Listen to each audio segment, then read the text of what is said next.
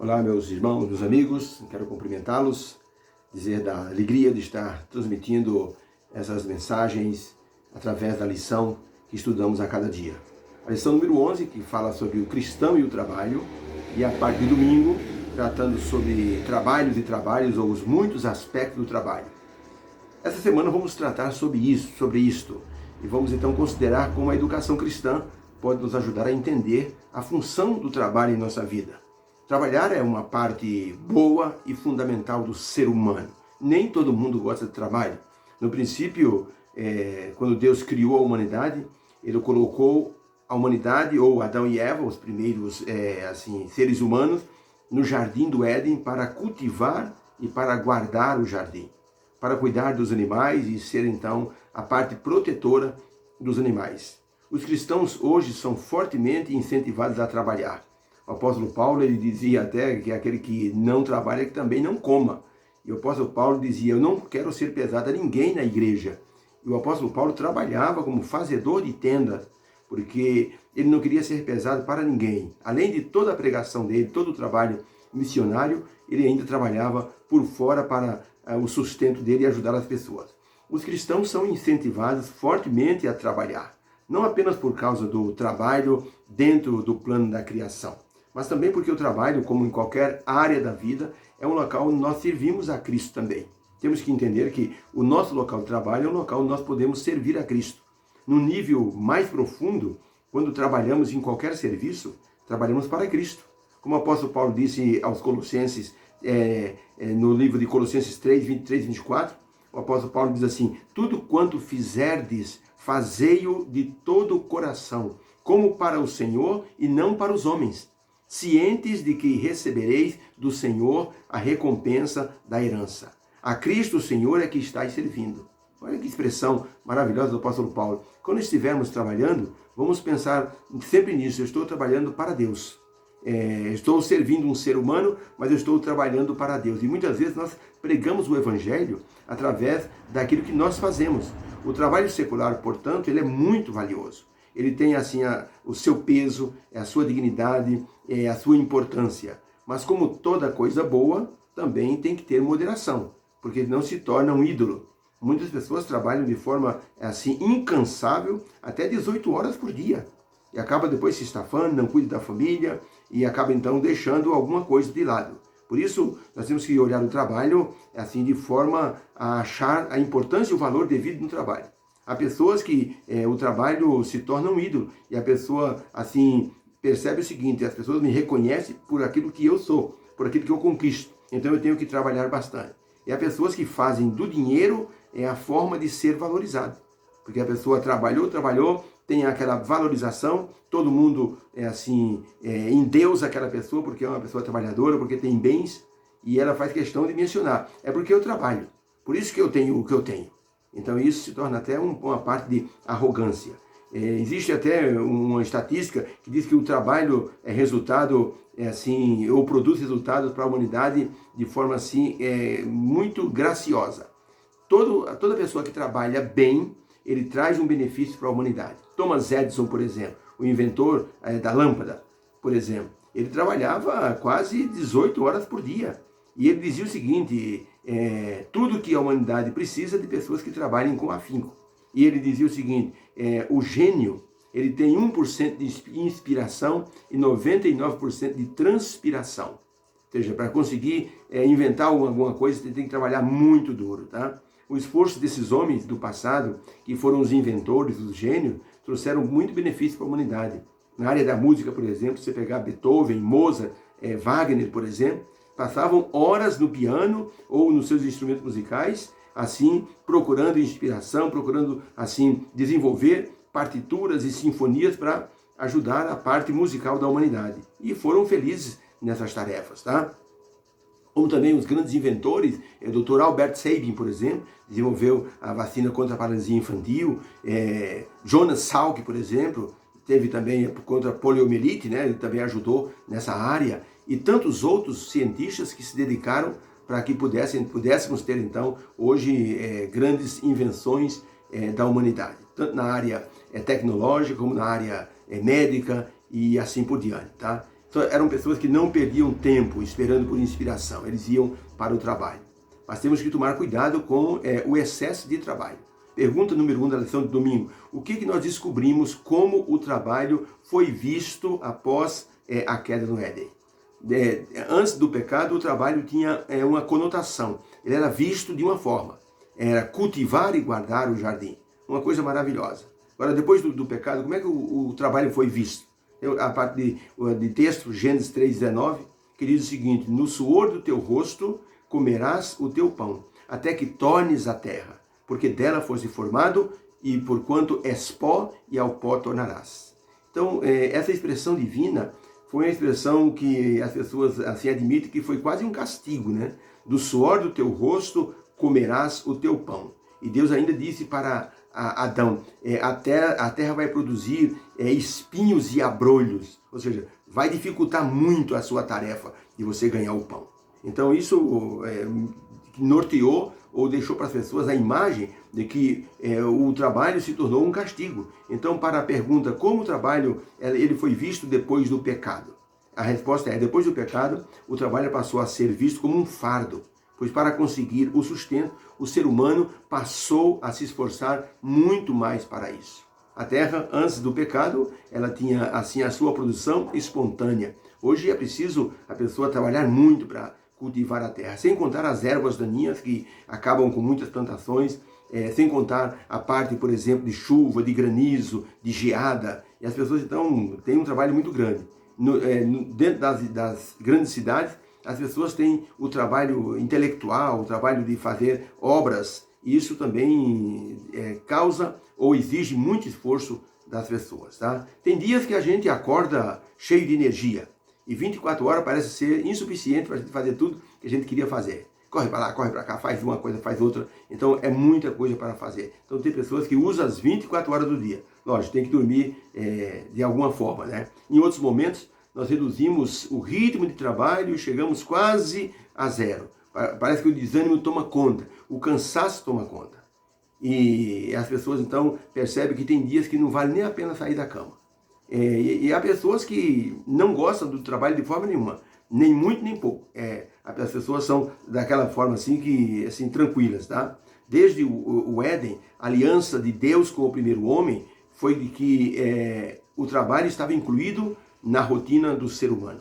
Deus formou o homem e lhe deu uma tarefa de cultivar e guardar o jardim, de acordo com Gênesis 2, verso 15. Nota-se que, no entanto, que depois da entrada do pecado no mundo, o trabalho esteve presente na humanidade como uma dádiva de Deus, tá? Mesmo depois do pecado, o trabalho se tornou uma dádiva de Deus.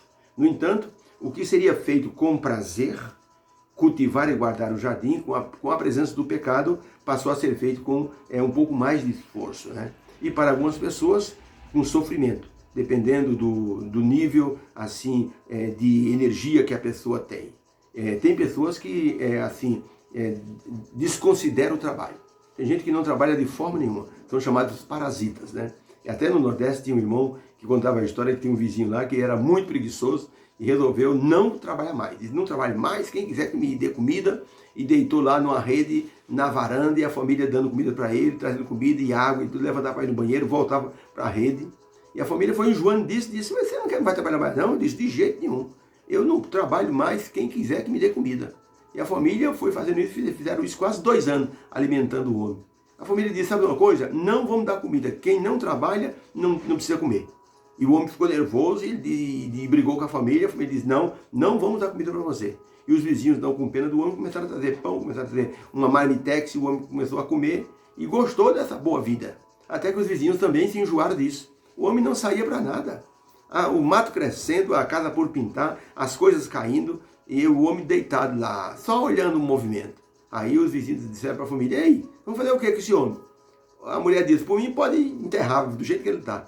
Aí a família desconsiderou que ele já não era mais da família. O que fizeram os vizinhos? Resolveram tirar o homem da casa e levar lá para a beira de um açude, onde tinham as árvores, uns pés de caju, uns pés de jaca, para ver se o danado tomava jeito e então começava a fazer alguma coisa. E disseram: vamos levar ele para morrer lá embaixo daqueles pés de árvore e deixar lá. Ele, se quiser, ele sobe lá, pega uma jaca, pega um caju, pega uma vara, derruba ali umas frutas e come. Se ele não quiser, vai morrer de fome. E então disseram para ele, ele disse, por mim pode levar, eu não estou nem aí. Se é para morrer, deixa que eu morro deitado. E aquela procissão de gente, botaram aquela rede numa espécie de um caibro, num varal, e foram levando o homem lá para beira do açude, para deixar ele lá, para ele morrer lá. Ele ia fazer o que em casa? O homem só dava preocupação, só dava despesa, não levantava uma palha. Que morra sozinho lá, e eles levaram lá. E quando foi no caminho, passou um fazendeiro com uma caminhonete, viu aquela procissão, parou e disse, o que está acontecendo? Morreu alguém? Então disseram, não morreu não, mas tem um cidadão aqui que não quer trabalhar de jeito nenhum, está aqui nessa rede, o povo já alimentou ele várias vezes, a família também, mas o homem não se mexe, o homem não quer, é preguiçoso mesmo. E vamos levar ele para ele ficar na beira do açude e morra lá na beira do açude. Se não quiser morrer, que ele faça alguma coisa. Então o fazendeiro disse, mas é uma dó uma pessoa nova desse jeito, morrer assim à míngua? Não está morrendo à míngua não, é porque ele não quer se mexer. O fazendeiro disse, eu dou um saco de arroz para cuidar desse homem. Então uma pessoa disse, se eu dar um saco de arroz, dou até 2 se for possível. Então o preguiçoso saiu, levantou a cabeça da rede e perguntou para o fazendeiro, o arroz está com casca ou sem casca? O fazendeiro disse, está com casca ainda. Então o preguiçoso abaixou a cabeça na rede e disse, toca o enterro para frente. Isso é um cabra danado de preguiçoso. Deus não fez o ser humano para ser preguiçoso dessa forma. Ellen White, no livro Fundamentos da Educação Cristã, na página 314, ela diz o seguinte, por meio da fé e da esperança, o trabalho deveria ser uma bênção para os descendentes de Adão e Eva. Jamais foi plano de Deus que o homem não tivesse nada que fazer. A carga de labuta, veja, a carga da labuta repousa pesadamente sobre determinada classe, mas a maldição da ociosidade, da moleza, se acha sobre muitos que estão de posse do dinheiro de Deus. E tudo isso por causa do falso conceito de que o dinheiro aumenta o valor moral dos homens. Ellen White já falava isso em 1800 e pouco, hein? De que havia pessoas que só queriam viver na boa vida, porque achava que o dinheiro é que dava, assim, valor moral para as pessoas, tá? Por isso, nós temos que falar para vocês que, muitas vezes, o dinheiro não, dá valor moral para as pessoas. Nos Estados Unidos teve um homem que foi, assim, um exemplo de uma pessoa que trabalhava e uma pessoa que nunca se envergonhou das suas origens, do trabalho que fez. Abraham Lincoln. Abraham Lincoln foi eleito presidente dos Estados Unidos e houve um forte constrangimento da classe rica, porque Abraham Lincoln era uma pessoa humilde, veio de baixo. O pai dele era sapateiro e na hora que ele foi fazer o discurso de posse, um senador disse assim para Abraham Lincoln, não se esqueça que o senhor, antes do senhor fazer o seu discurso, não se esqueça que o senhor é filho de um sapateiro. Então, quer dizer, querendo humilhar, já que não puderam derrotá-lo nas urnas, queriam agora humilhá-lo. Abraham Lincoln olhou para aquele senador e disse, senador, muito obrigado por ter me feito lembrar do meu pai nesse momento. Meu pai foi um homem honrado pelo bom trabalho que fez. Foi um sapateiro, sim. E eu vou dizer para o senhor uma coisa. Eu vou procurar ser um bom presidente, tanto quanto meu pai foi um bom sapateiro. E vou lhe dizer mais uma coisa. O meu pai cuidou do sapato da sua família durante gerações. E se o senhor tiver, senador, um sapato aí que esteja com defeito, pode trazer que eu vou arrumá-lo com todo prazer, porque eu sei arrumar sapato. Meu pai me ensinou. Talvez eu não arrume tão bem quanto ele, mas eu vou arrumar o seu sapato. E todos os senhores que estão aqui, que compraram o sapato da mão do meu pai, e tem um sapato em casa e está com defeito, pode trazer que eu arrumo. Eu não tenho vergonha nenhuma de dizer que fui um sapateiro e meu pai foi um sapateiro honrado. Sei fazer o trabalho. Talvez não tão bem quanto o meu pai, mas eu sei consertar um sapato. E vou procurar ser um presidente tão bom quanto meu pai foi um sapateiro. Sabe qual é o trabalho da educação cristã que nós estamos estudando esse trimestre? É nos fazer enxergar que as coisas que Deus nos deu para fazer, temos que fazê-lo assim de maneira plena e com responsabilidade. Um homem foi chamado para pintar um barco. Um empresário chamou e disse, olha, eu quero lhe contratar. Quanto é para pintar esse barco todo aqui? O homem olhou e disse, olha, R$2.000. Tá bom, está contratado. Para começar o trabalho, o senhor pode comprar as tintas que eu reembolso o senhor. Qual é a cor que o senhor quer? Ah, é a mesma cor. Pode pintar da mesma cor. Pois o homem começou a pintar o barco. Quando estava, até puxou o barco para fora, logicamente, da marina onde estava estacionado, e pintou o barco de ponta a ponta por dentro. Quando ele estava terminando, sabe o que ele percebeu? No meio do barco ele viu um pingo de tinta no chão. Ele disse, ué, mas eu não derrubei tinta aqui no chão. Quando ele olhou, gente, ele percebeu que tinha um furo no meio do barco. e a tinta já tinha praticamente coberto um pouco, né? Ele disse, olha, tinha aqui um furo no meio do barco, que perigo esse furo no meio do barco. O homem não me contratou para consertar o furo, mas já que eu estou mexendo, não vou deixar esse furo no meio do barco. Pois ele então raspou aquela parte, procurou um material adequado, fechou aquele furo, passou ali um vedante e pintou por cima, deixou impecável. E então deixou um bilhete para o empresário dizendo que o trabalho estava pronto. Gente, quando foi 3 dias depois, foi no final de semana, numa sexta-feira, quando foi na segunda-feira, o empresário chamou o homem no escritório e disse, está aqui o seu pagamento. Quando o pintor pegou o cheque, tomou um susto, disse, mas doutor, o senhor está me dando um cheque de 25 mil reais. Eu gastei, meu trabalho foi 2 mil reais. Ele disse, o senhor não sabe o bem que o senhor me fez. O senhor é um profissional nota 10, viu? Mas por quê? Só por causa da pintura que eu fiz? Não, o senhor não sabe o que aconteceu. Eu estava no final de semana a trabalho, saí daqui na quinta-feira, voltei hoje. Mas quando eu puxei o barco ali para ser pintado, tinha um furo no meio do barco, eu acabei batendo, não sei no que, dentro da água, no meio da água, e fez um furo no barco. E eu resolvi que eu ia arrumar isso aí. Então primeiro eu ia arrumar, depois pintar. Acabei esquecendo. E pedi para o senhor pintar. Mas quando eu estava lá no meu compromisso, eu recebi um telefonema que meus filhos, com as noras dos meus netos, pegaram o barco e foram passear no meio do mar. Porque o tempo estava bonito. Eu gelei o meu coração e pensei, meu Deus do céu, não consertei o furo no barco. O barco vai afundar com toda a minha família lá em alto mar. E ninguém sabe disso. Quando meus filhos me ligaram, dizendo que estavam de volta, eu disse, como é que é isso? Foi então que eu fui examinar o barco. E eu percebi que o Senhor tinha, assim, arrumado o furo do barco. O Senhor não sabe a gratidão do meu coração. O Senhor é um profissional nota 10. Esse dinheiro não é para pagar o bem que o Senhor me fez. É uma gratificação, porque o Senhor é um profissional que honra o trabalho que faz. Olha, Deus abençoe o Senhor. Meus queridos irmãos, olha, o trabalho quando ele é feito de forma honesta, de forma a honrar a Deus, sempre há resultados positivos. Deus abençoe, que você então seja uma pessoa abençoada no seu trabalho e que Cristo possa ser assim honrado e visto no trabalho que você faz. Que Deus abençoe, que tenha então esse dia abençoado por Deus. Você e sua família. Até mais.